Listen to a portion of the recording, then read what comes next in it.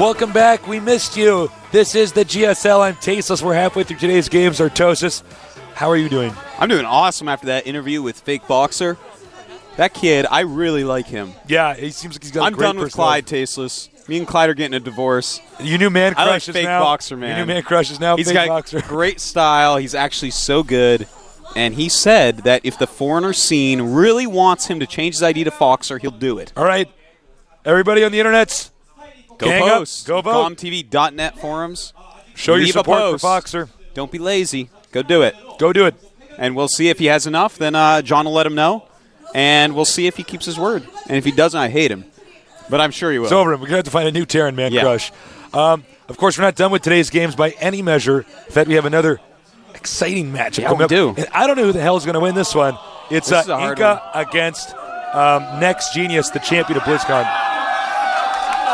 Apparently they're showing something on that screen that we don't get to see. We had a bit of a malfunction here in the studio. There it is. There it is.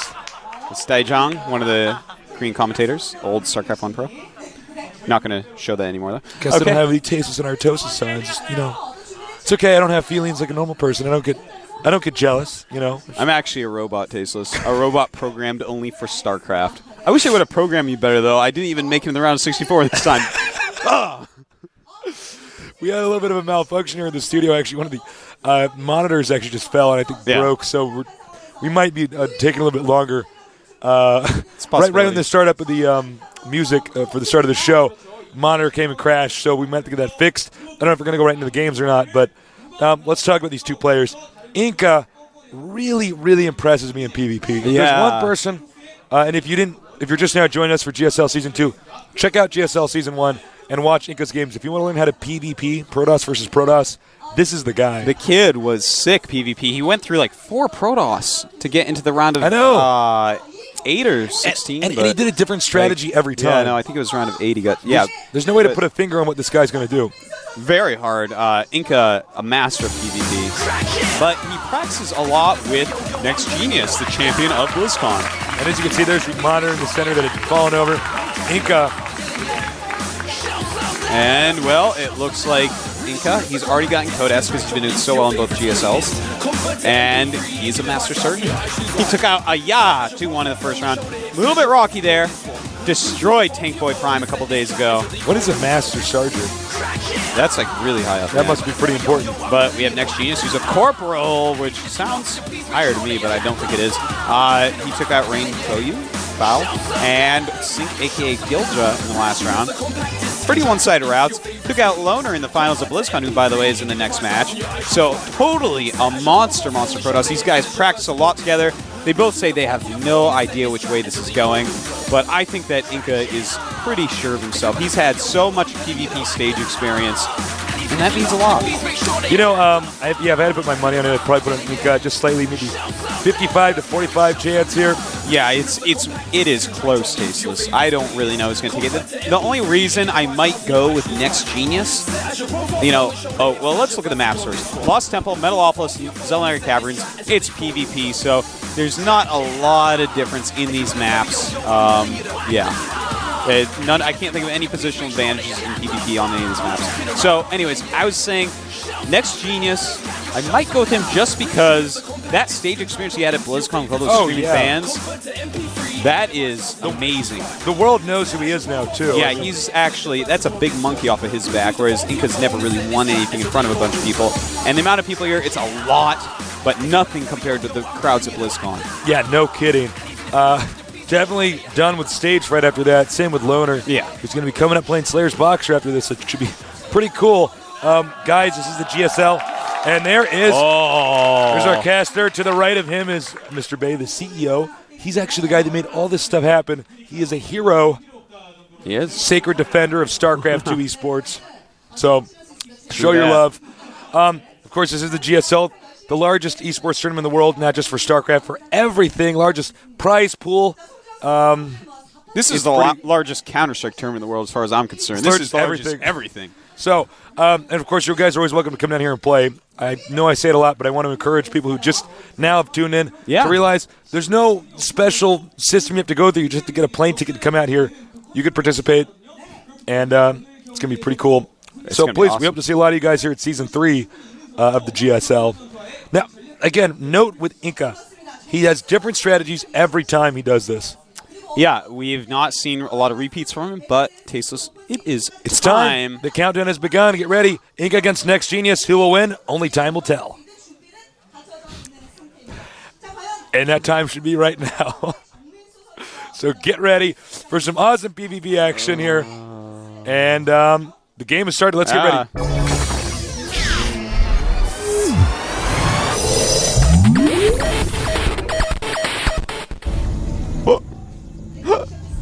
Go. All right. Over here in the red, a member of Spunky's team. Over here in the center left, there's a cheer for InCa in the audience. We have our other Protoss player, the champion of BlizzCon. His name is Genius.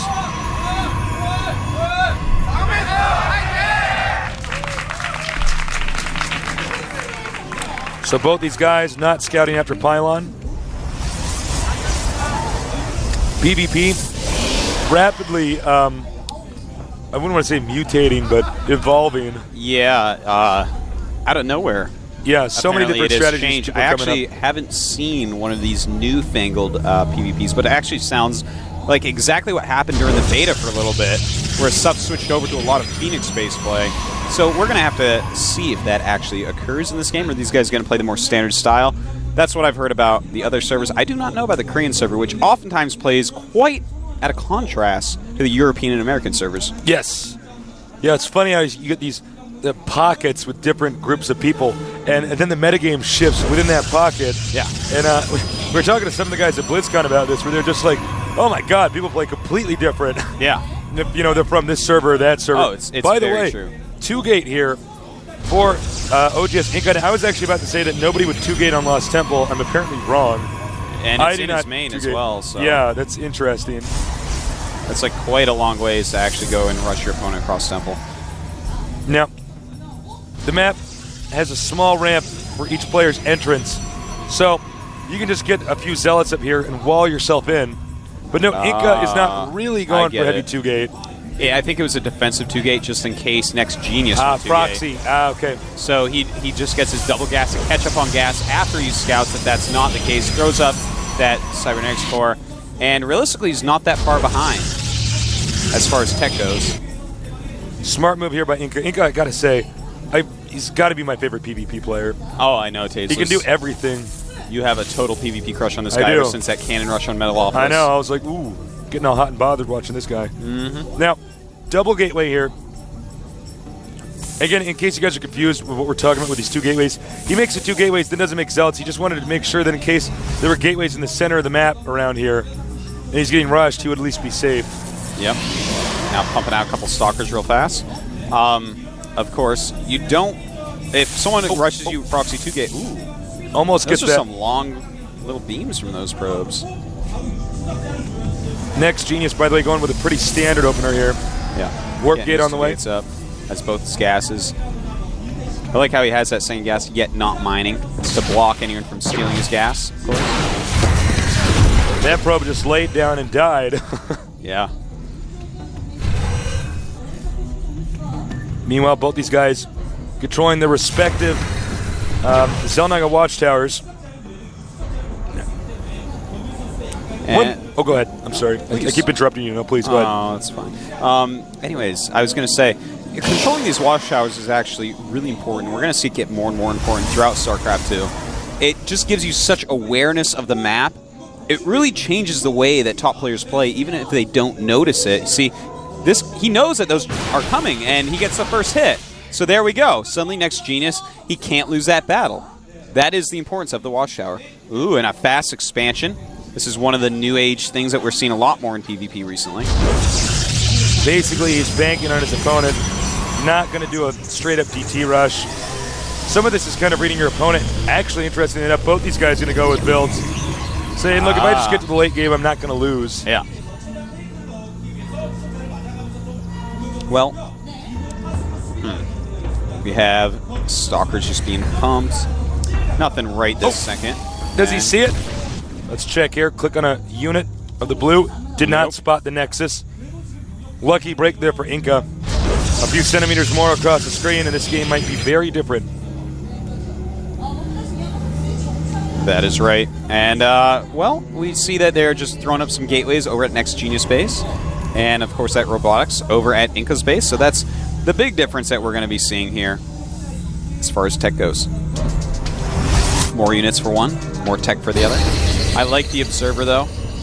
The Observer going to make him feel a lot more safe. But yeah, when he gets in there and spots what his opponent is doing, that's when he can react. Now, of course, if we do see a timing attack here from Next Genius, a blind timing attack, that would break InCa. Yeah, easily. It really should. I mean, 4 gates against 2. You hit it at just the right time, you should be fine. But if he does charge out some Immortals, those can help a lot. They do a lot of damage to Stalkers. And at the same time, we have the support bay going up for InCa, so he's going to go right into Colossus from here. It's pretty smart. Again, there is a timing attack window. If Next Genius is paying close attention, he will see the blur. That should trigger him into a timing attack.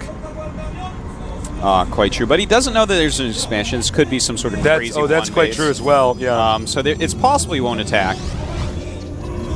But, you know, it might be good to pressure a little bit. Next Genius is doing what I can't do in PvP, which is play blind and comfortably. That's why I never 3-gated and 3-gate goon rushed in PvP in StarCraft I. Now, about that timing rush Taste was talking about, let's take a look at this unit count. For Next Genius, he has 4 Zealots, 8 Stalkers.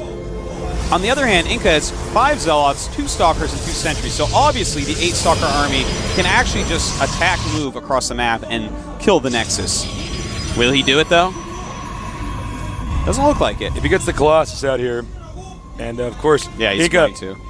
Gets that up pretty quick. That's pretty smart. He could park the Colossus up here on the high ground and basically snipe these other units that would be rushing towards him.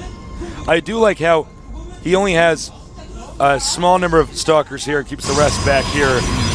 I don't know if he knows there's actually an Observer spotting him. Well, he does now because he killed it. Oh, doesn't get it, though. Moves away as his Observer flies by anyways. Probably didn't even notice that that was occurring. Keeping his army split up like this can stop another scouting probe maybe from zipping inside the main. Now the Thermal Lance, it's almost done right now. At the same time, Robotics Bay going up for Next Genius. He's going to want Colossus as well. And he is seeing everything that's going on, so he has full information at this point. Now this army that we have moving out for InCa is pretty scary. The Zealots will tank damage while Colossus might go around and try to get in a lot of splash damage. So if he can attack into the choke just right, this could do a lot of damage. As you can see, he's going to put a pylon out here. InCa decides it's time to engage. Right, Stalker's out in front now. And InCa going nice force field. It's going to stop some of those Stalkers from going up. And it's the splash damage from these Colossus that he's going to need to focus on. But there are a lot of Stalkers in there. The Zealots coming up to attack the Stalkers. He's got to micro back. He's got to kill these Zealots without taking damage from the Colossus. He's got to be careful. Those Zealots, they could tank damage, but you can't just throw them away. The Stalker's not in a good position here. The Zealots can box him in pretty easily. But he is taking them out. 4 Stalkers joining InCa's Colossus. And those Colossus doing so much damage now. The clumped up Stalkers of Next Genius taking so much damage, warping in behind. I like that move a lot. He's going to try to snipe some Colossus there. Wants to take as little splash damage as humanly possible. Or Protosly possible. Ooh. Now the Colossus is moving in. Second Colossus almost out. Very smart, going to go for the Robo. Maybe he can take it out before that Colossus comes out.